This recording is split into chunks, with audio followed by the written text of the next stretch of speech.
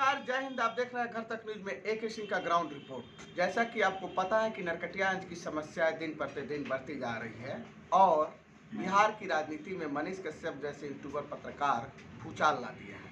इसी संदर्भ में नरकटियागंज विधायक रश्मि वर्मा, जो अपने बेबाक बातों के लिए जानी जाती है और चंपारण श्रेणी की उपाधि लिए बैठी हुई है, थोड़ा दो चार क्वेश्चन उनसे करके देखते हैं कि मनीष कश्यप और यहाँ शहर की जो स्थिति और परिस्थिति चल रही है उस पर उनका क्या मानना है और कैसे इसकी सुधार किया जा सकता है। उसी पे थोड़ा सा हम डिस्कस करते हैं, देखते हैं। मैन को ही आपके सामने लाकर हमारे चैनल घर तक न्यूज में बहुत बहुत स्वागत है।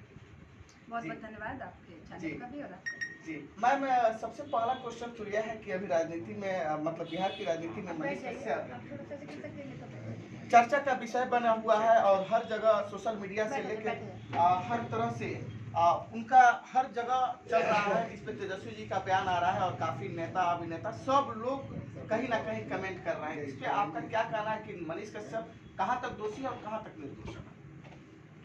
देखिए, सरकार और कानून अपना काम कर रही है। फैक्ट्स एंड फिगर्स सामने आएंगे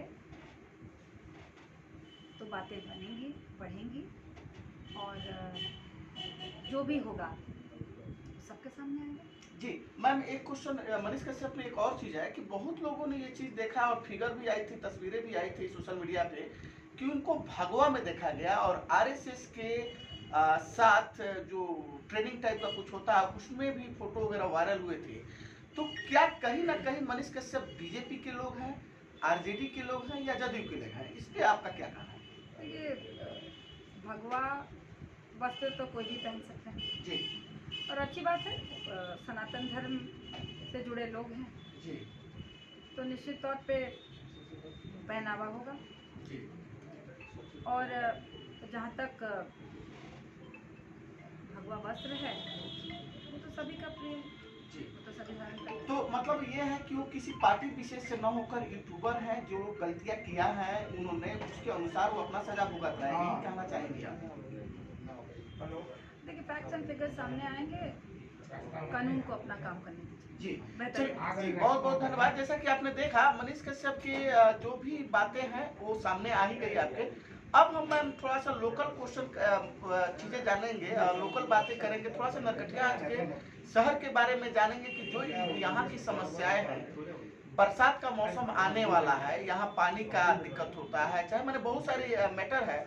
आज नगर पालिका में मीटिंग थी जो कि मुझे लेट से पता लगा, मीटिंग खत्म हो गई थी। उसी संदर्भ में मैं फिर मैम को याद किया कि आखिर वहाँ जो डिसीजन हुआ, जो फैसला हुआ मैम की तरफ से, आखिर क्या हुआ उसको थोड़ा सा मैम बताइए कैमरे के सामने कि आखिर आज जो नगर पालिका का मीटिंग हुई, जो शहर की समस्या है पानी का, जो सीसीटीवी आपने बोला था लगवाने के लिए उसका, या सौदागृह का जो भी छोटी मोटी प्रॉब्लम है या स्टैंड का, वो उसको आपने कैसे निदान करने का सोचा है? हाँ, मैं भी वन ऑफ द मेंबर्स हूँ नगर परिषद की, नरकटियागंज की। तो मेरे समक्ष जो बातें आई वो प्रस्ताव के तौर पे सभी ने लिया। और आज बजट का इशू था और साथ साथ अन्य मुद्दे भी पर भी चर्चा हुई। तो बजट तो पारित हुआ ही और रखा गया, प्रस्ताव आया। दूसरा, साथ साथ चर्चाएं हुई शौचालय की, आवारा पशुओं की, इलेक्ट्रिफिकेशन की, सीसीटीवी कैमरा की, ड्रेनेज सिस्टम की, हाई मास इलेक्ट्रिसिटी पोल्स की,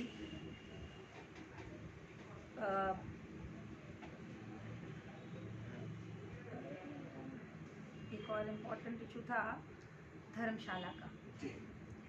ये सारे मुद्दे मेरी तरफ से रखे गए और उनके समाधान के साथ, और स्पेशली एक मुद्दा जो सबके नज़र में था वो था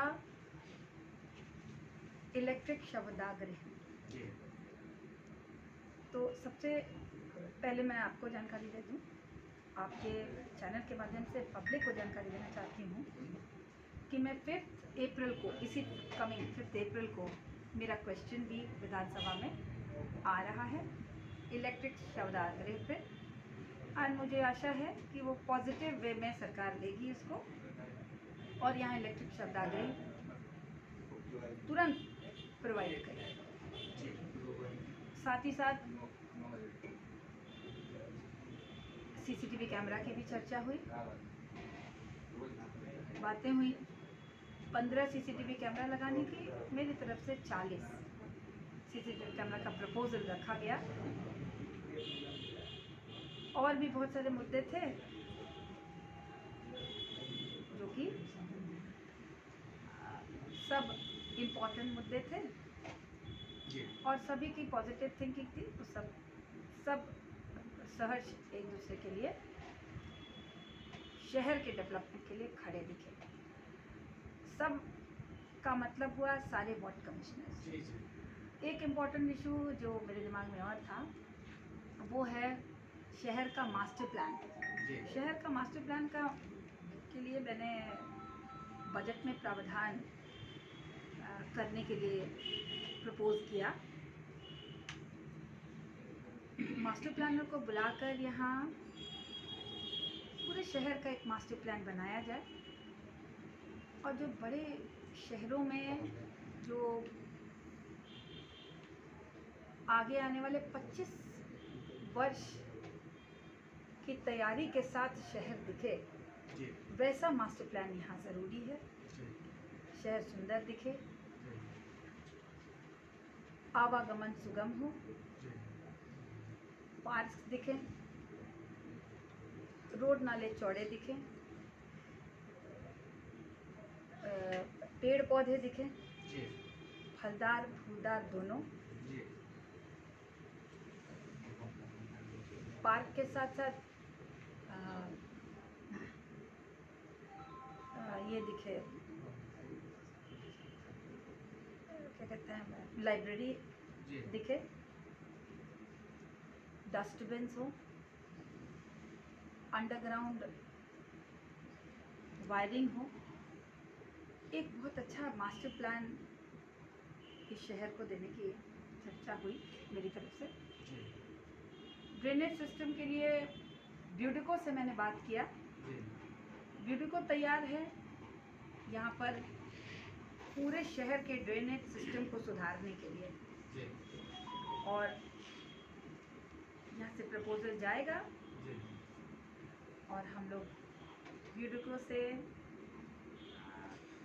मास्टर प्लानर्स को लाकर अब पूरे शहर का ड्रेनेज सिस्टम सुधारेंगे। इस विषय पर भी चर्चाएं हुई और